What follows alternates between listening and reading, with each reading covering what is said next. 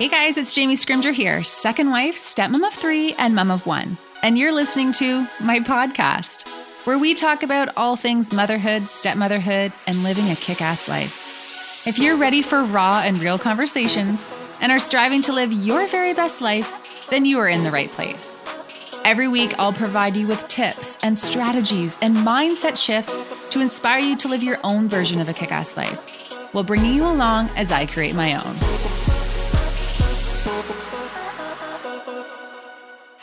Hello, welcome back. So guys, this week I'm chatting with Brandie Weikle, and she is the host of the award-winning podcast, The New Family Podcast. She is also the former editor-in-chief for Canadian Family Magazine and has been an editor for Toronto Star and Today's Parent. Currently, she writes a column called Modern Family for the Toronto Star and is working on a book called The Ex Next Door: How a Generation of Parents is Redefining Life After Divorce. I'm going to back that truck up for you for a second. Her book is called The Ex Next Door. So the idea for The New Family and this book stems from her own experiences as part of a non-traditional family. She is amicably divorced and for 8 years lived next door to the father of her children, even after, and get this, he remarried to the boy's stepmom. Now, they don't live beside each other anymore, but they do live around the corner. So today, Brandie and I are diving into her story and how she and her ex went from married to neighbors. And we're also diving into the touchy subject of how to cope when your family remains close with the ex. I'm so excited to share Brandie's perspective with all of you, and I am so confident that no matter what your step-family dynamic looks like right now, you're going to have at least one aha moment after listening to this episode. Let's dive in.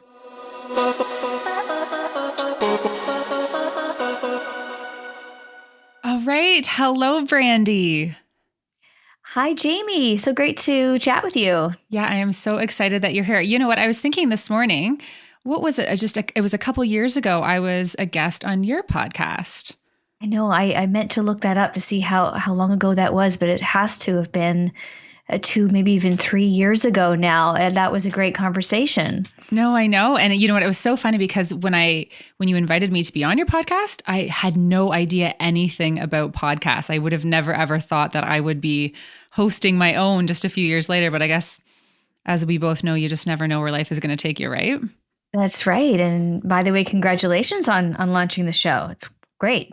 Thanks. Yeah, no, I'm having a lot of fun doing it. We're getting some great guests on. Obviously, having you here is, we're pretty lucky to have that. And I'm so excited to just chat with you about all that you have going on and kind of get your take on some things, because you have a pretty big community, a co-parenting community yourself on Facebook, correct? That's right. Yeah. A number of years ago, I started a Facebook group kind of adjacent to the work I do on my website, The New Family, which is all about many different forms of family. But I really saw this need that people had for maybe some positive stories around how people can get along together and manage and share the parenting after a separation or divorce. And yeah, it's really grown to, I think, nearly 5,000 people now from all over the place. Yeah. And, you know, I find that so refreshing that you say that, because I found the same thing when I first became a stepmom and I kind of started talking about our experiences. There wasn't a lot of positive conversation going on about blended families or co-parenting and all of that. It can get pretty negative on the internet. Completely. And I think you've really filled a need there, because to have positive dialogue around blended families and around step parenting and really step parents need to find each other and lean on each other as they find their feet in new and complex parenting situations. So yeah, it's great stuff. Yeah, complex is the word. That's for sure. Now, before we dive in, can you just kind of give us the lowdown on, your family and what you've got going on? Sure. So I've got 2 sons with their dad, Derek, Cameron, who's 15, and Alistair, who's 11.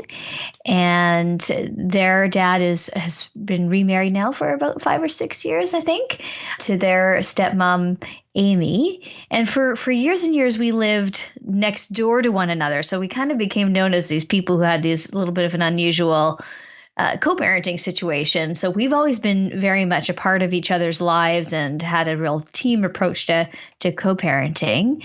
And now my life has gotten, has had the wonderful addition of my boyfriend, Ryan, and his two kids, Jack and Natalie, who are 11 and 8.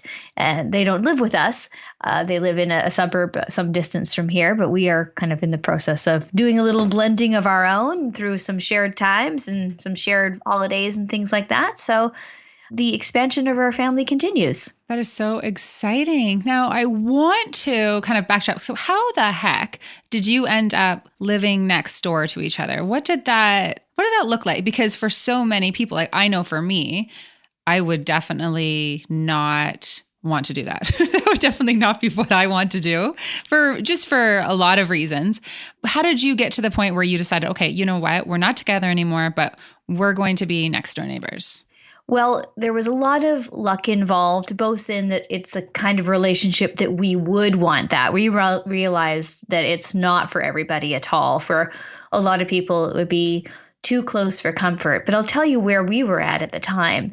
So for the first year of our separation, Derek lived in the basement apartment of our house, like kind of a lot of people. It's not that easy to figure out where you're going to move on next. And we often hear about people having interim arrangements kind of like that. We were fortunate that the house that we owned together was, in fact, one that could accommodate us in this interim sort of way. But a year later, we both needed a more permanent situation, and Derek needed a living situation that was better than the basement.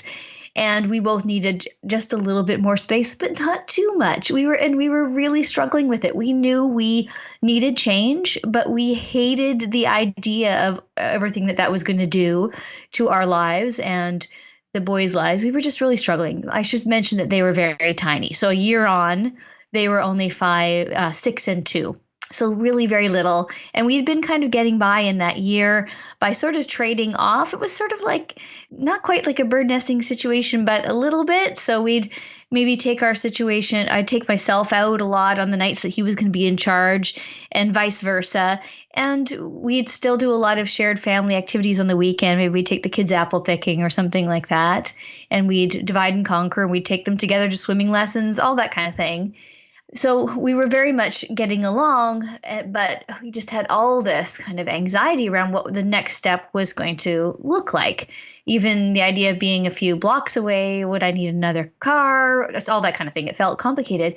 Now, through a stroke of luck, the house next door to us had always been occupied by tenants. It was in 3 different apartments right next door.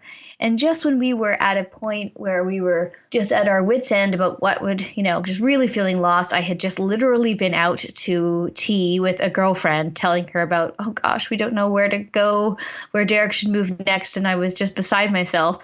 I rode my bicycle up the driveway and the landlord was showing the apartment to some people. And I said, oh, have the people in the basement moved out? And she said, no, it's the 2-bedroom upstairs.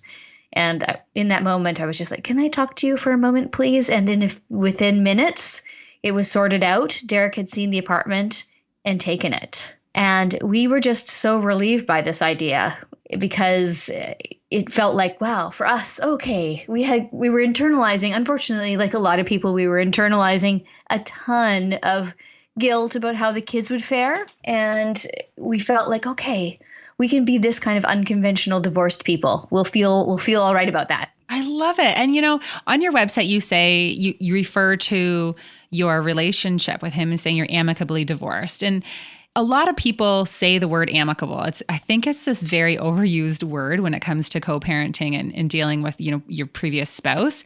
Right. But you truly are amicable. Thank you. Yes, I guess I think you're right. Perhaps people do use that word to say we're not tearing each other's throats out or we're not presently in court. Absolutely. But I guess for us, it means that there's actually still a real basis of friendship there. We were fortunate that neither of us really deeply resented the other for the end of the relationship. We were university sweethearts. People grow up and into different directions. And so we're lucky that I can actually say that because we have a good relationship, it has actually really benefited us. This is not something we've done just because it's good for the kids. It's been very good for us. I mean, think of who's the one person that's going to want to hear the funny thing that your little kid said that day more than their other parent. There's nobody, Yeah, that's so true.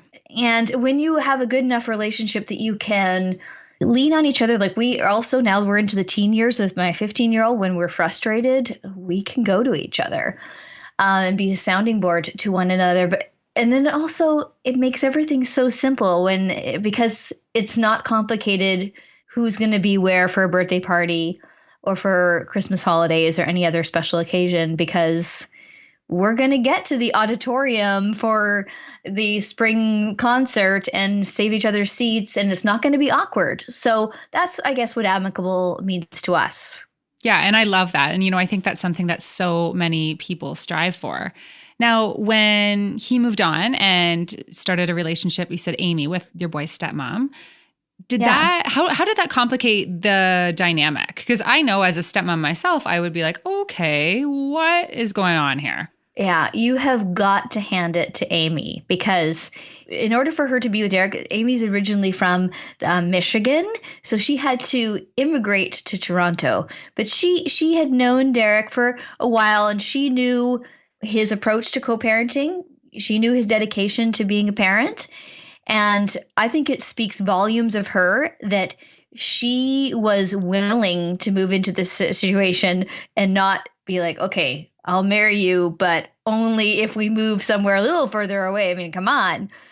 So honestly, I have all the gratitude in the world for her that she was open to that. And Derek came to me and said, what do you think about our relationship continuing after Amy moves in? Our relationship next door, this current living arrangement. And I thought it over and concluded that although there would be new levels of finality that you realize when your former partner has moved on, and there would be little twinges of me noticing that they were together, or leaving for a weekend together, or just stuff like that I'd be witnessing their early days of marriage. I decided that, and we all did, that it was worth overcoming any of those little discomforts, because what we got back from the arrangement in terms of continuity for the kids and ease for us outweighed that stuff to us. Oh yeah. And that is so big of you all. And I think that we all find ourselves in situations when we're co-parenting when you get that flood of emotion. So say, you're seeing them leave on a weekend away, or that you see something that kind of gives you that pit in your stomach, or just something that kind of gives you that emotional reaction. How did you overcome that? Because I know there's so many stepmoms and so many people who are co-parenting who find themselves in those situations, and those reactions overpower what they really want. Even they want to look at the big picture, but sometimes they just can't get there. Right. I think that we benefited from the fact that we had already been separated/divorced for quite a number of years before they made a permanent arrangement together and made their relationship official, and they got married and everything. I did have some moments adjusting to that, because it's funny how separation and divorce does surprise you. You think you're long recovered, and then, wow, yeah, that's a whole other level of loss of innocence of us as those newlyweds when we were fresh out of university, that, wow, he's married somebody else. I had a little of that to go through emotionally internally, but I think I was able to deal with it with friends and kind of lean on people for that. So it wasn't new. I think that was a really big part of it. I think when I see a lot of people struggling and bringing up things that are hurting their hearts in the co-parenting group on Facebook, it's very often because they really haven't been able to do the healing that is required. Like, you do have to leave space for grieving the end of your relationship and being kind to yourself and doing work on yourself. in order to be able to handle that. So it's not that I got off scot-free with none of that, but I think I definitely was at an advantage on a number of fronts. It had been quite a few years. I had a good community around me. And also, Derek and Amy were very sensitive. They're very, very sensitive to me. They weren't, they didn't make big shows of their relationship in terms of, lots of physical infection that happened in front of me. Just we're all kind of subtle people about that kind of thing in terms of each other. I think sometimes it can be very hard when, say, somebody's new partner is posting 1,000 pictures on Instagram of how wonderful they are with their new blended family. Like, that can be really hurtful. I know. So I think, and yeah, sometimes I think I'm that like, helps. come on. You know what I mean? You don't need to post 25 selfies of your weekend getaway, right? Why don't you just go on your weekend getaway? Because I think it's really important just to be cognizant of someone else's experience and someone else's feelings and where they're at in the process. Because everyone, when it comes to a relationship breaking up, two parties can experience it in two very different ways and take different amounts of time to really work through. And the word that uses grief, and I couldn't agree more, that is, you have to grieve the end of that relationship. And when it's in your face, that can make things a lot more difficult. Yeah, I really wish people would be more sensitive about that, because you're absolutely right. People are very often at a different place than their former partner. Sometimes it's one person who's driving the end of the relationship, and they have been internally killing themselves over the issue 6 months, a year, 2 years or more prior to really getting to a place where they've said, hey, I don't think I can go on in this relationship. So they've maybe done their work a bit earlier. Some people don't do the work. They just plow forward with something. Maybe they are making slightly rash mistake to get into a permanent relationship again and move in kind of too quickly or whatever. That's their journey. I think also people struggle a little bit with the idea of, gosh, what's this going to do to my children if this relationship, which happened when they only met 3 months ago and now they're living together, co-parents worry about that kind of thing too. But yeah, I do think that it goes a long way to be sensitive about these issues. And I know that Amy took a very sensitive approach to being the new person in my kid's life. And I never have ever felt like she was trying to replace me. In fact, I think like she's a little introverted. If anything, Amy held back maybe more than she should. It would be one of those things where we would be at a soccer game or whatever, and she might literally be a little bit holding, back a few more steps than me from the sidelines at soccer or baseball. And it took a little encouraging on my part for her to come join us on this blanket here or whatever. So, but I think that's a really sensitive position to take as a step parent. Yeah, for sure. You don't need to be on day one that you've gone to your future step kid's baseball game, showing up with the cupcakes and kind of like. Yeah. And I think it's really important to respect the role of the mom, right? And yeah. I'm so cognizant about that in our own life. And also when I'm coaching stepmoms, it's, you have to respect that even though she decided or they decided that the relationship was going to end, or even though maybe she didn't have any say in it, that didn't mean that she didn't want to spend that time with her kids. She didn't want her kids half the time. And she didn't really plan on sharing these motherly roles with another woman. And that takes some time to get to the place where you're emotionally okay for that. And I think it's so important for stepmoms to consider the mom's position all the time, even if they don't necessarily agree with it. Just putting yourself in their shoes and looking at the world through, the way that they may be experiencing it, it can go such a long way in a relationship. Totally. The empathy and just maturity. Like if you're new in somebody's life and you want to have a secure spot in their lives, that's between you and your partner. It's not really for you to do this kind of performative thing in public or on social media with, aren't we great? Aren't I important in this person's life? It's, that's in some ways I look at it as a private matter for you to develop the security within that relationship that you're important. And it goes such a long way to be sensitive about the other person, particularly if they're on their own. They haven't yet found somebody, which is very often the case. I mean, how often is it that both people move on in exactly the same timeline? No. Not And that often. brings up a whole other stage of grief too. When your ex-partner moves on and you haven't yet, there's a whole other process that happens there as well. It really does. And sometimes you go, gosh, is there something wrong with me? Am I kind of, you can end up having your own baggage about that, about the fact that you haven't kind of found a permanent relationship or a long-term relationship. I mean, what's permanent these days? Yeah, no kidding.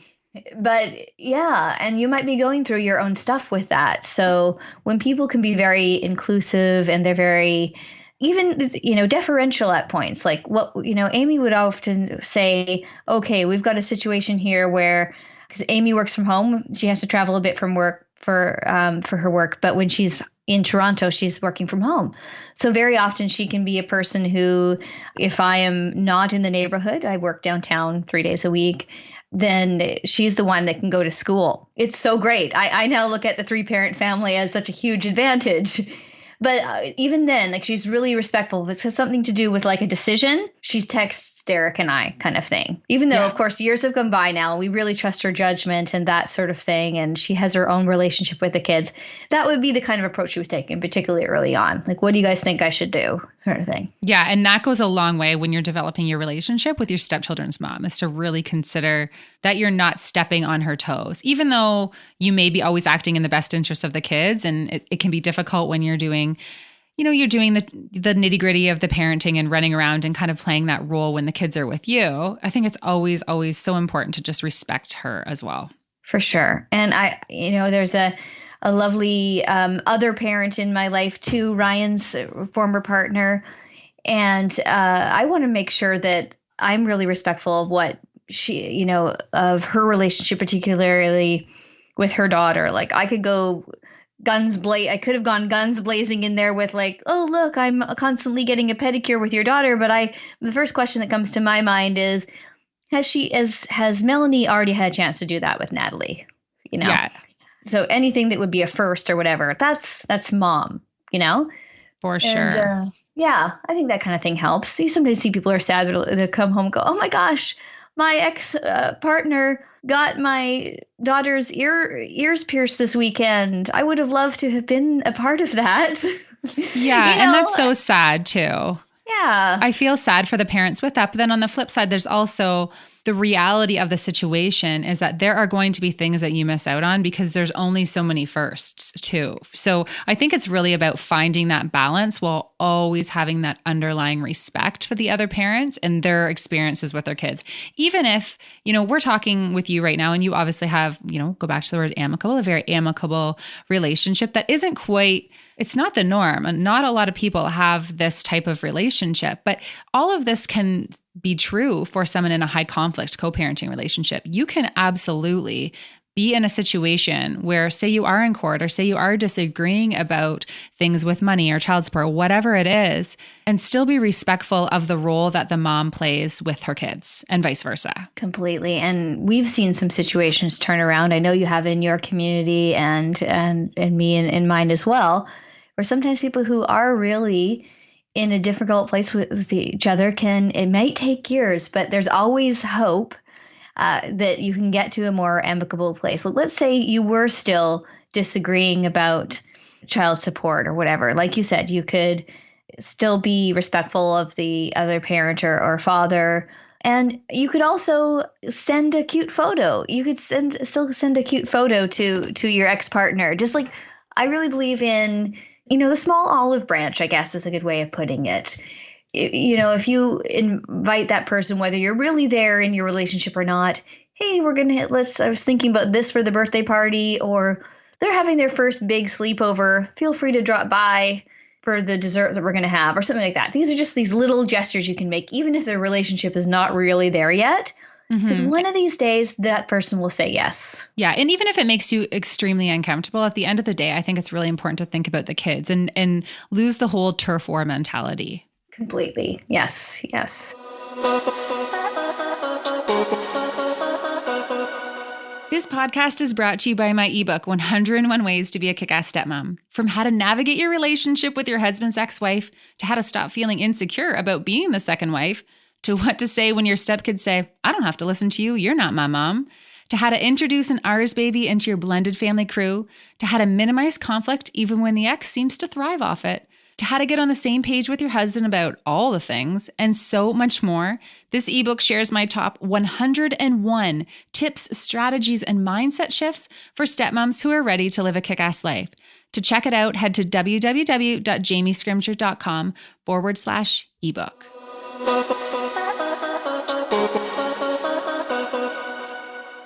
And the other piece is when you're in those situations and you're having that conflict, it's entirely okay to table a conflict. So say you're having a discussion about, you're in court about child support, or you're in court about expenses, or your schedule, and something comes up with the kids. Say you need to deal with something with the kids at school. Table all the rest, grow up, and have the conversation about what's going on at school, because that's what's important right now. It's really important to be able to kind of just put those segments in. 100%. That's a really good point. I'm glad you brought that up, because we have to be able to, some of those things are going to take months, maybe years to work out. But meantime, if you've had a call from the principal because there was a scrap in the yard at school, you need to be able to come together for that, instead of pointing fingers. Well, it must be the inadequate parenting that you're doing during your time, or you've got to be able to kind of go into let's just handle this thing mode. And I think tabling it, asking a former partner, can we just table our other thing and deal with this today? That's good language to have in your back pocket. Yeah, and it goes a long way. So the one thing that I really was dying to talk to you about, so you wrote an article, how to deal with other people's grief about the end of your relationship. And you posted it on your LinkedIn a few weeks back. Do you recall what I'm talking about, that article? Yes, I do. Yes, I'm writing a little bit about relationship stuff in addition to the work I do on the new family. I'm also writing about relationships for this new website called brighterside.ca, and that has a lot on co-parenting, separation, divorce, that sort of thing. Great. I can't wait to read it. Oh, great. Well, I'd love for you to check it out. Yes, I did feel that was an important topic for us to take on, because you don't necessarily expect that other people are going to go through their stuff related to your separation or divorce, but they do. Yeah. And, I think that is a huge topic when it comes to co-parenting and moving on with a new relationship, because a lot of the time, you said in your article, when a separation occurs, a lot of relationships shift. And you're talking about, their relationship with their in-laws, their relationship with their, nieces and nephews, or good family friends. All of those relationships shift when there is a split. And a lot of times, I even think about, say, what if our really good friends, what if they were to split? And we've had friends who have split, and there is almost like a grieving process with us over that, because they're people that we would spend time together and have good memories with. And, then they go to move on and have a new relationship. And I think that's where things get really complicated for people, especially extended family and friends, because there's those loyalty issues. Your friends split or your family members split. You still want to carry on that relationship, but yet it becomes tricky in all of those relationships. It's so interesting, but you're absolutely right. And when that new person comes along, that's what very often when we feel it the most. I can even remember having a situation with my own mother, who is awesome and who never brings her own agenda to stuff. Like, she's just great about being a support. But I remember her having a little bit of misty eyes one time. This is, years after my separation, but I was dating someone. I'm no longer with this person, but it was the first, I guess it was the first person who would have met my mom, and he was hanging around, and his little son was hanging around with us too. And my mom, who doesn't live here, so doesn't see the week by week progression, isn't here to witness exactly how moved on I'm feeling on a week by week process. She had a little bit of misty eyes, and she reluctantly, because she doesn't like to bring or complicate any stuff for us with her own thing, she reluctantly admitted that, I'm having a little bit of grief of the loss of my son-in-law. And I think people do that. They miss that person who had become somewhat like a child to them, or like a brother, or a good friend that you hang out with as couples, and your kids all get along. Those relationships are really precious to us. But it can be really hard if you're the person just holding it together, and suddenly you're consoling your parent or something like that. Yeah, absolutely.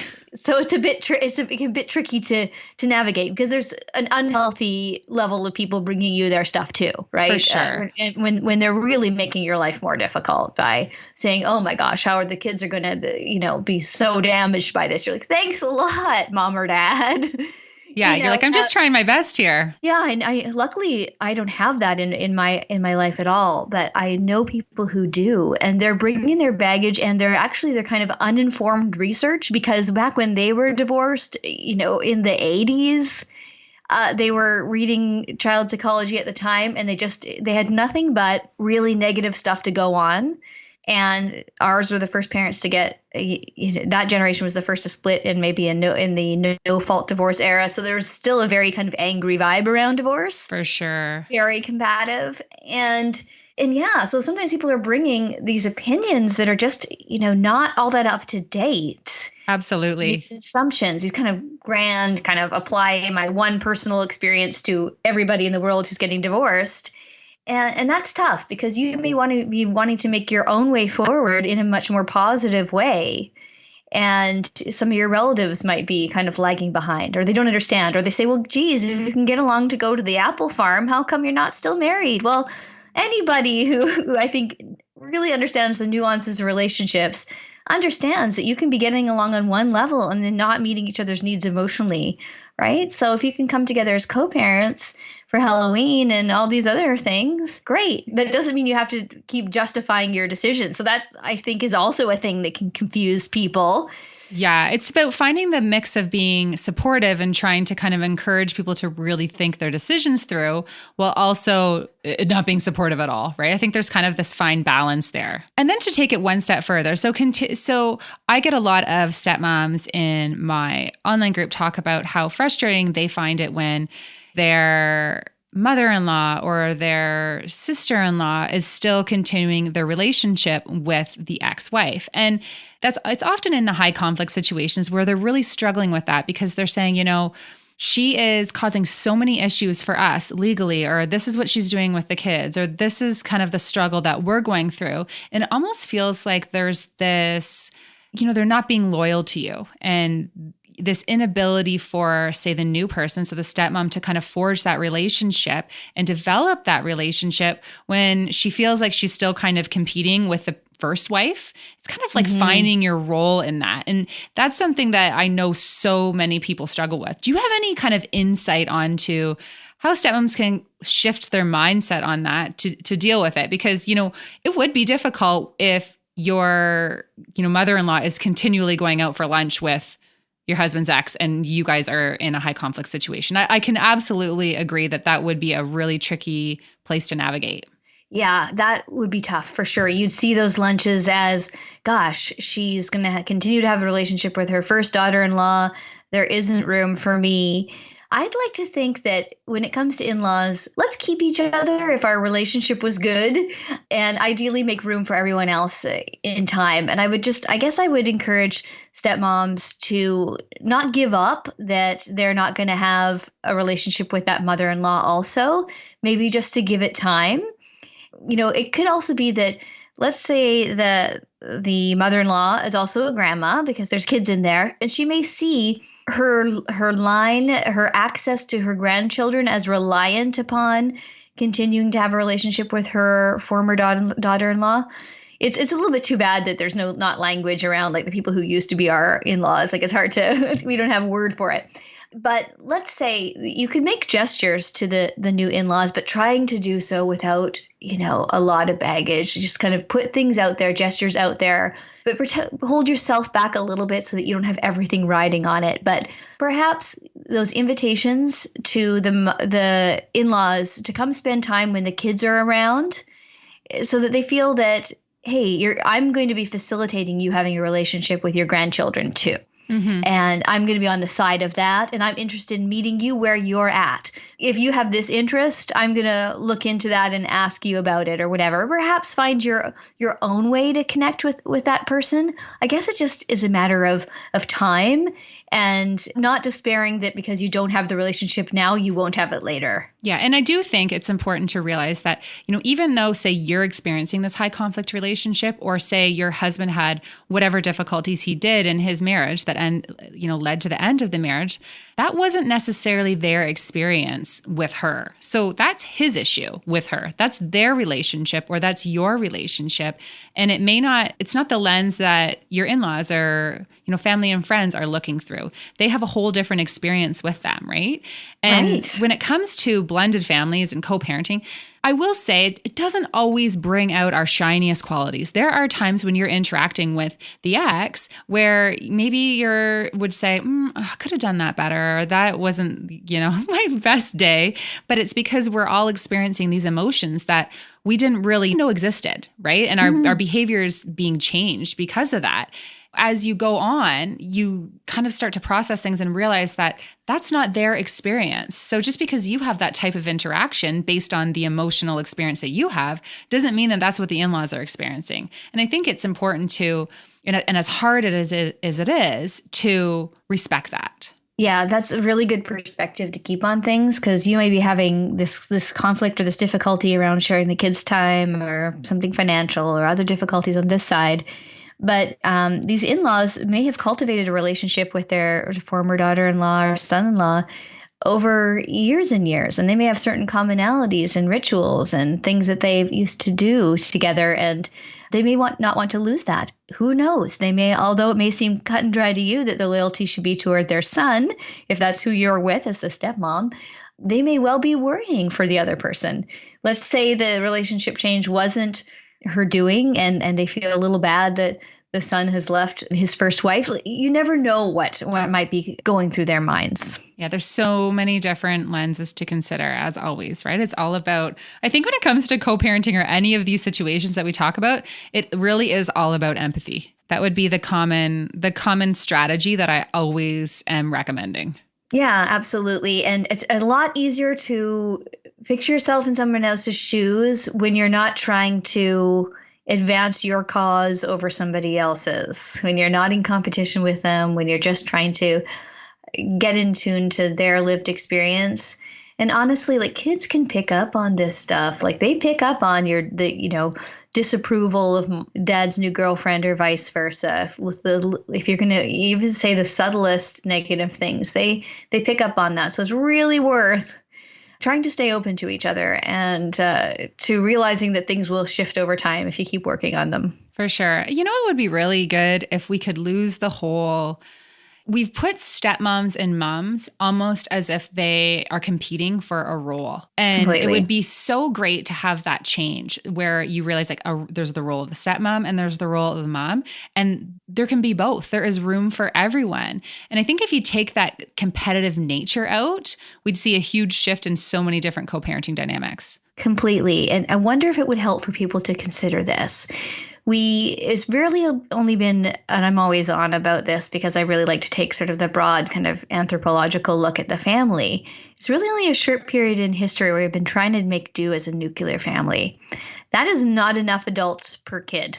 I really feel it is not. And a lot of scholars do as well. When you think about how we were originally formed our groups, we were living in, more likely, you might have 50 people in your extended group of relatives, and our kids would be raised by aunties and uncles and older siblings and cousins and alongside us in greater community, and we're trying to make do. So if you can get to a place where you start to see these bonus parents as additional people who bring new love into your kids' lives, this is actually good news for all if you can make that shift. Absolutely. And I know that I'm going to get reactions to this podcast. I'm going to get messages and they're going to say, well, you don't know our situation. It's high conflict, or she's doing this or he's doing that. And I do get it. And I do know it is so hard for so many people. It's not easy to navigate any of this. Completely. But it really does come back to your mindset around it. And I think that really to be successful in any role in these dynamics, you have to do a lot of work on yourself. It's a lot of self-talk. It's a lot of personal development. It's a lot of looking at the bigger picture. It's not easy. It's not at all. Yeah. And I don't want to sound Pollyanna about it because like I said right at the beginning of this interview, I think that a great deal of luck factored into things for us. We have also worked on things. So I know that other sets of co-parents have more of an uphill for For sure. sure. If somebody's trying to, I don't know, they're withholding child support to somebody who's been a stay-at-home mom for 20 years and they've put the other person in dire financial straits, or vice versa, or there's true abandonment, or there's parental alienation. Like, believe me, I know there are really complicating factors. I still think that there is hope in most situations. A curious number of people accuse their exes of being narcissists. That is a diagnosis that is not that common. Yes. And Oh my gosh. I do. Sorry. I'm just like cracking up here because I do see that fly across my newsfeed. When did we all be able to diagnose our ex-partners with personality disorders? Like, what I know completely. Yeah. And it's just wonderful that we have a little more vocabulary and awareness of mental illness, but this stuff, this is not helpful. No. There are a few cases where there's never going to be a relationship there, or maybe a person has really kind of abandoned their kids and is not working with you, where you really do need to adjust your expectations for what can happen in that relationship. But we are talking a little bit more about the middling situations where a lot of us have opportunity to make those a good relationship. Yeah. And it just takes those little shifts in behaviors and those small little gestures, like you're talking about sending that picture, even though you could be real pissed off at them right now, just send them the picture of the new haircut. And even if you don't get the same thing reciprocated to you, it really is all about being that bigger person, always thinking about what's best for the kids and really putting yourself in other people's shoes. Mm-hmm. You got to offer it without expecting anything. And then just one day, they incrementally, those little photos and little olive branches may add up to something. I know it's so hard for a person when they're feeling like, oh God, they're being replaced really quickly by an ex-spouse and there's this new girlfriend on the scene and what's my role going to be like? But when I look at my life now, and it's hard to see that in the moment, of course, but when I look at my life now, my kids have a stepmom who has loads in common with them on the sports front. For instance, she's an avid sports fan. She can connect to them on that level. I still have a bunch of other ways that I connect with them. I'm their main source of physical affection, and there's a level of conversations or so on that will go on, and safety they have with me, and the kind of care that I bring to them. We bring different things, and along with their commonality that they have with Amy, who cares for them very deeply, and I should say has been there for loads of school pickups and sports runs and makes them lovely dinners. She's also brought with them a set of cousins. Like, they have these aunts and uncles through her, and these step cousins. They may not be by birth, but these people love my kids too. And my kids, part of their life now is going down and to Michigan and cheering for Michigan State and going to tailgating parties. Like, their horizons have expanded. And I hope I can bring some of that stuff also to my future bonus kiddos. And I see my own boyfriend, Ryan, who's a high school teacher. He can bring help with school and there's a bonus right there. Yeah. So it's hard to imagine when we're stuck on that first dream we have. Yeah, for sure. Because none of us go down an aisle expecting to have to put two roofs over our heads at some point. No, I always say this was never in anyone's 5-year plan. Yeah, so well said. Great.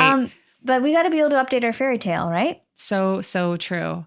All right. So speaking of updating your fairy tale, so you have a podcast all about the modern day family. That's right. It's called The New Family Podcast.